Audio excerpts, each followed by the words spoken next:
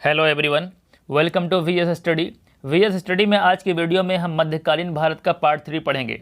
मध्यकालीन भारत में हमने दिल्ली सल्तनत और मुगल काल को अच्छे से पढ़ा और आज पढ़ेंगे मध्यकालीन भारत का यूरोपियन कंपनियों के बारे में। भारत में कब यूरोपियन व्यापारिक कंपनी आई उसको अच्छे से डिटेल्स पढ़ेंगे। भारत में सबसे पहले यूरोपियन कंपनियों की बात करें तो पुर्तगाली आया, फिर डच आया, अंग्रेज आया और आखिरी में फ्रांसीसी आया। सो गाइस, इस वीडियो में बहुत कुछ जानने को मिलेगा। इससे पहले जो लोग हमारे चैनल को अब तक सब्सक्राइब नहीं किए हैं वो सब्सक्राइब कर लें and press the bell icon. सबसे पहले हम पढ़ेंगे यूरोपियनों का भारत में आगमन, फिर पढ़ेंगे अंग्रेजों का भारत में आक्रमण। तो सबसे पहले हम पुर्तगालियों के बारे में बात करेंगे। 1498 ईस्वी में वास्को डी गामा ने भारत के पश्चिमी तट पर स्थित कालीकट बंदरगाह में पहुंचकर भारत और यूरोप के बीच समुद्री मार्ग की खोज की। और वास्को डी गामा ने भारत आया था व्यापार करने के उद्देश्य से और वो अपना पहला व्यापारी कोठी लगाया था कोच्चि में। भारत में प्रथम पुर्तगाली वायसराय बनकर कौन आया था? फ्रांसिस्को द अल्मेडा 1505 ईस्वी में आया था। और 1509 ईस्वी में अल्फांसो द अल्बुकर्क भारत में पुर्तगालियों का वायसराय बना और 1510 ईस्वी में बीजापुर के। और उन्होंने ही यूसुफ आदिल शाह से गोवा को जीता था और दमन एवं दीव भी पुर्तगालियों के कब्जे में था। 1947 के बाद भी गोवा में पुर्तगालियों का अधिकार रहा और फाइनली 1961 में गोवा पुर्तगालियों से आज़ाद हुआ था। कब हुआ? 1961 में, यानी आज भारत के आज़ादी के बाद 1961 में भारत आज़ाद हुआ था, ये गोवा आज़ाद हुआ पुर्तगालियों से। अब पुर्तगालियों ने भारत में क्या क्या शुरुआत किया था?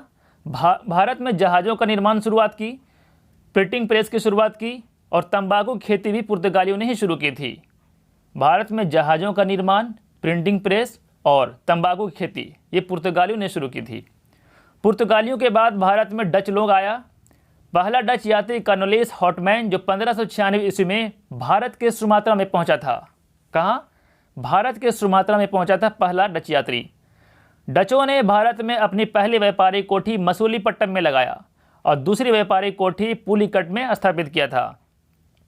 पहला किया मसूलीपट्टनम में और दूसरा पुलिकट में। डच ईस्ट इंडिया कंपनी की स्थापना 1602 ईस्वी में की गई थी और 1759 ईस्वी में अंग्रेज और डचों के बीच वेदरा का युद्ध हुआ था। जो अंग्रेज और डच के बीच जो युद्ध हुआ उसे वेदरा के युद्ध के नाम से जाना जाता है, जिसमें अंग्रेजों ने डचों को हराकर अपनी कंपनी स्थापित की और भारत में डचों का पतन का कारण अंग्रेज बना। डचों के बाद अंग्रेज आया। पहला अंग्रेज यात्री विलियम्स हॉकिंस था जो 1608 ईस्वी में जहांगीर के दरबार में आया था। जहांगीर के शासनकाल में विलियम्स हॉकिंस के अलावा और भी यूरोपियन यात्री आया था, जैसे sir Thomas Roe, William Finch और एडवर्ड टेरी। ये लोग जहांगीर के शासनकाल में आया था। सम्राट जेम्स जो फर्स्ट थे उन्होंने सर टॉमस रो को अपना राजदूत बनाकर जहांगीर के दरबार में भेजा था। ये सुपर इंपॉर्टेंट क्वेश्चन है, एग्जाम में पूछा जा सकता है कि सर टॉमस रो को अपना राजदूत बनाकर किसने भेजा था? तो वो भेजा था सम्राट जेम्स फर्स्ट। अंग्रेजों ने अपना पहली व्यापारी कोठी मसूलीपट्टनम में लगाया और दूसरी व्यापारी कोठी पश्चिम यानी भारत के पश्चिम में सूरत में स्थापित किया था। एक इम्पोर्टेंट बात, भारत में आने वाला पहला अंग्रेजी जहाज जिसका नाम था रेड ड्रैगन था भारत में आने वाला पहला अंग्रेजी जहाज। अंग्रेजों के बाद भारत में फ्रांसीसी आया और भारत आने वाला पहला फ्रांसीसी यात्री था गवर्नर डुप्ले। फ्रांसीसियों ने अपना पहला व्यापारी कोठी 1668 ईस्वी में सूरत में लगाया था। फ्रांसिस मार्टिन ने पौंडीचेरी की स्थापना 1674 ईस्वी में की थी और 1760 ईस्वी में अंग्रेज और फ्रांसीसियों के बीच वांडीवास की लड़ाई हुई। देखो, डचों और अंग्रेजों के बीच जो युद्ध हुआ उसे वेदरा के युद्ध के नाम से जाना जाता है और फ्रांसीसी और अंग्रेजों के बीच जो लड़ाई हुआ उसे वांडीवास की लड़ाई के नाम से जाना जाता है, जिसमें फ्रांसीसियों की हार हुई थी। और फाइनली 1761 ईस्वी में अंग्रेजों ने पौंडीचेरी को फ्रांसीसियों से अपने कब्जे में ले लिया था।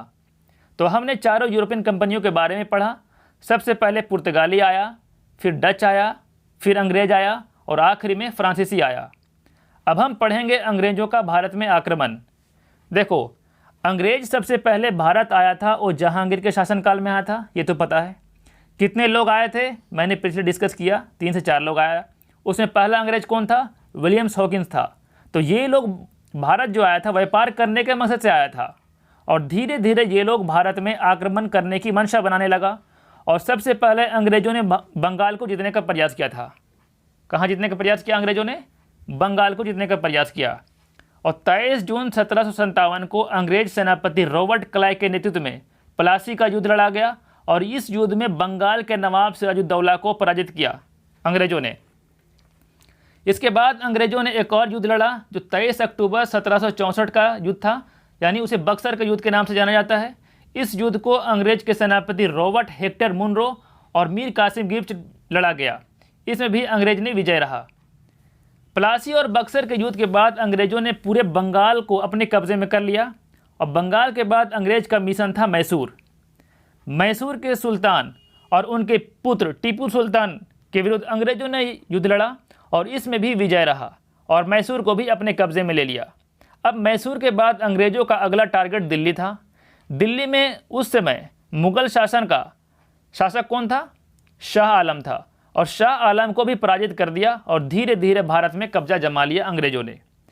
देखो, प्लासी और बक्सर के बीच एक और युद्ध लड़ा गया था। वो कौन था? 1761 का युद्ध था।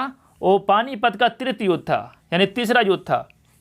ये युद्ध लड़ा गया था मराठों और अहमद शाह अब्दाली के बीच, जो अहमद शाह अब्दाली की विजय हुई थी। अच्छा, पानीपत की तीसरी लड़ाई तो 1761 में हुई और पहली कब हुई?